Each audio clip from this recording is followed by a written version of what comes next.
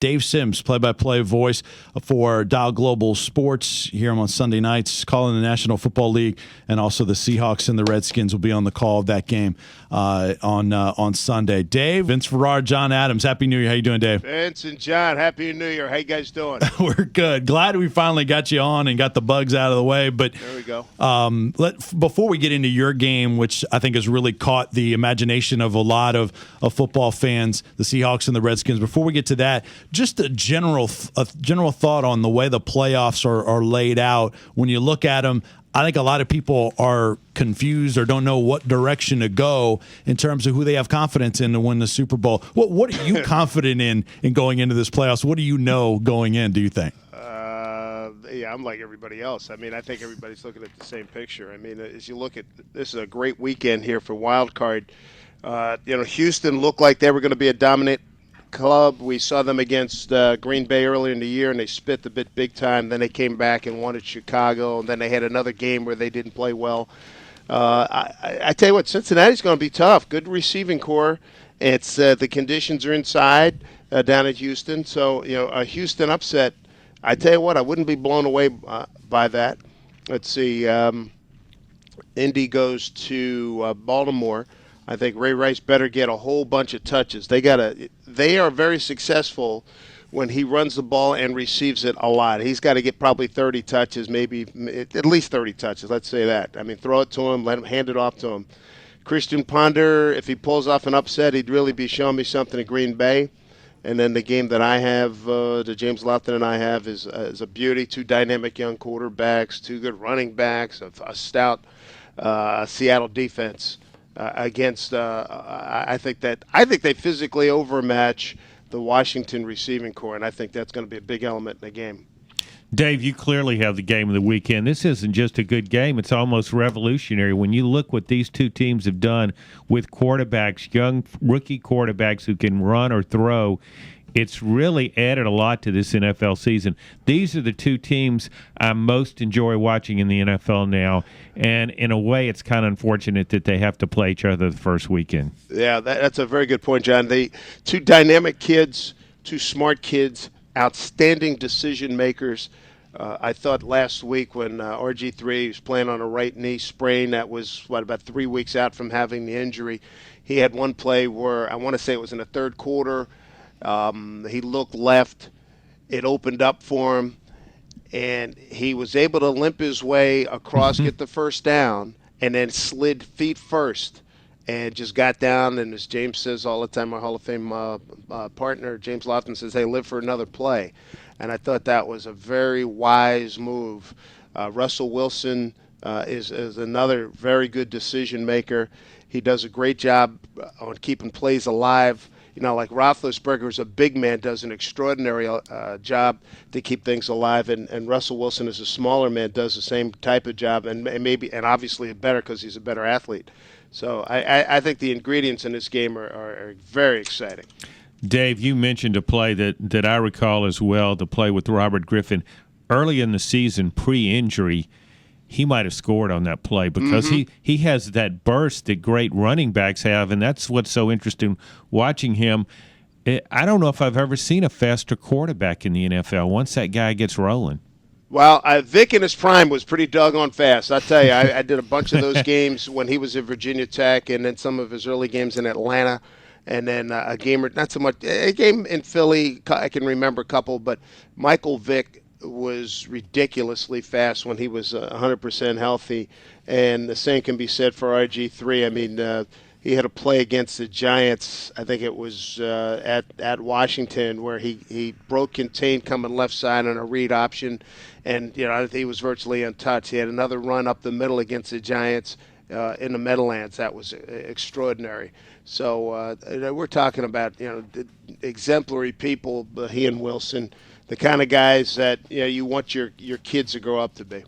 Visiting with Dave Sims, play-by-play voice for Dial Global Sports, also the voice of the Seattle Mariners as well, does a show on Sirius XM Beyond, Basketball and Beyond with Coach K. Dave, in your opinion, how different are the Seahawks on the road as opposed to that phenomenal 8-0 record at home? Well, they're a heck of a lot better the last two games. I mean, I thought the game at the beginning of December at Chicago, when Chicago was still playing pretty well, And excuse me, Russell Wilson had 2 long drives. I think one was a 98 with penalties, which took it to about 105, and they had another one that was 80 plus. It might even been 90, and I think one of them tied it to get it to overtime. The second one won it in overtime with a couple of great throws.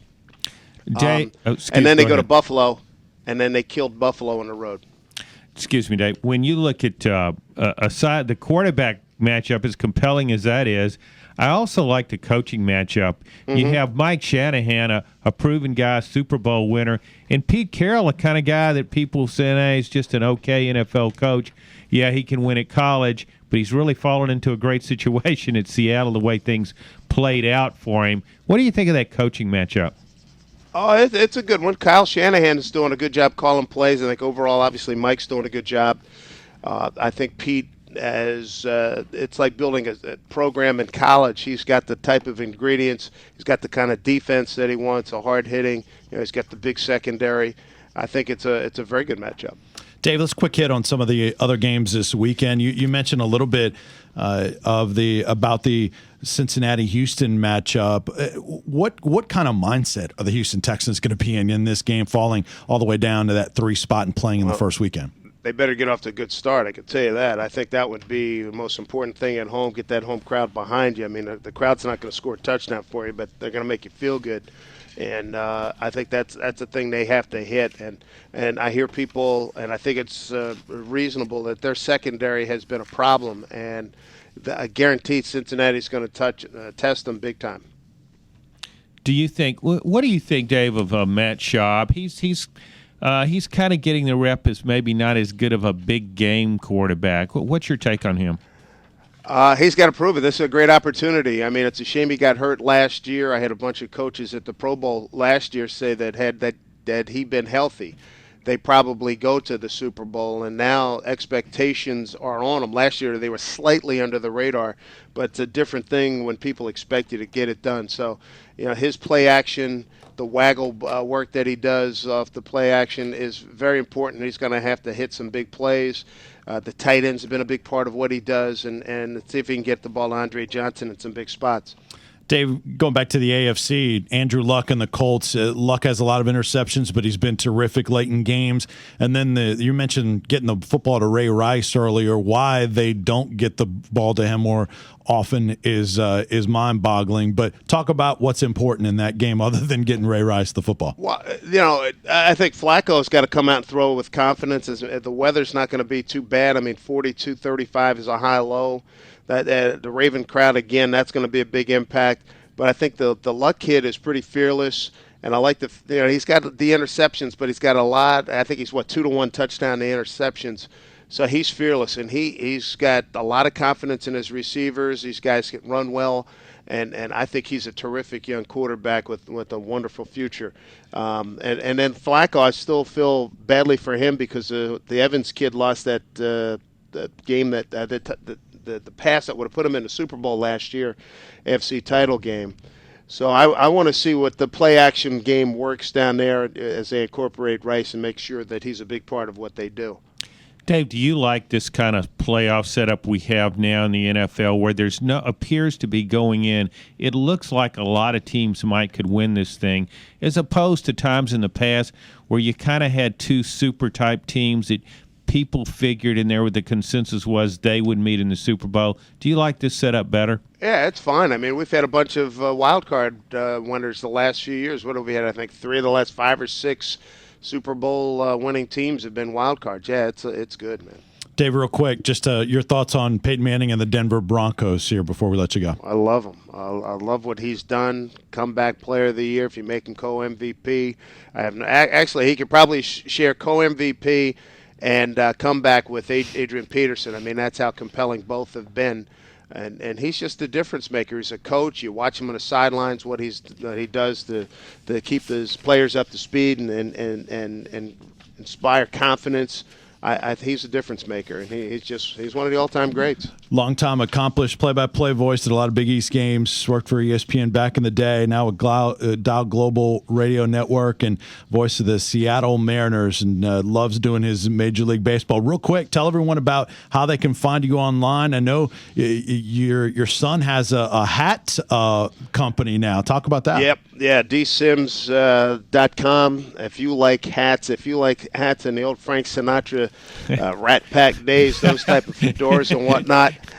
We have winter and summer hats. So jump online, check them out. They're wonderful, high quality, American made, and that's my signature. I wear hats all the time. And so that's going well. So we're very happy with it, and we'd encourage your folks to jump in. And then we're very active on social media at the Dave Sims Show. Looking dapper with the hats all the time. Dave, really, really love having you on. Thanks so much. Have a great weekend. Great call, and we'll talk to you again soon. Appreciate it, fellas. Thanks a lot, man. Anytime.